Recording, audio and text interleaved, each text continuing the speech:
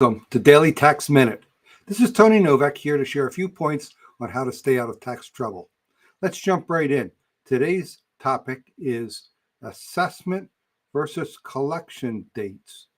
Now, we generally try to stay away from wonky or nerdy topics in this show, but this is an important one where we need to understand the distinction. We throw around two terms when we're discussing a tax, that is CSED and AESD, and you might hear your accountant or read online discussion of those terms. So the SED part, the same, statute of enforcement date. So there's a law and a certain amount of time at which that law can be enforced. Same concept. The C and the A refer to collections or assessment.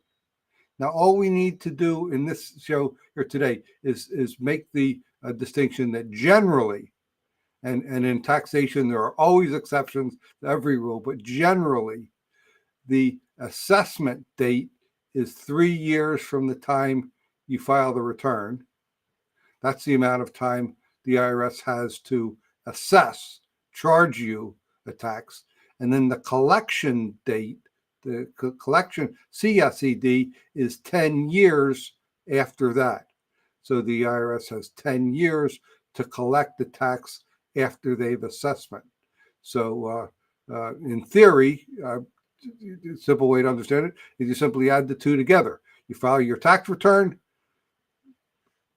2 years or 1 day less than 3 years, the IRS finds a mistake, they assess you more, and then they have 10 years to collect it, so 13 years altogether. That's one way to look at it. I would love to hear your comments or feedback. If I've helped or maybe made it more muddy, be happy to get that feedback. Or if you want to talk to me one-on-one, I'm easy to reach at taxproblems.cpa. I'll be back tomorrow with another Tax Minute.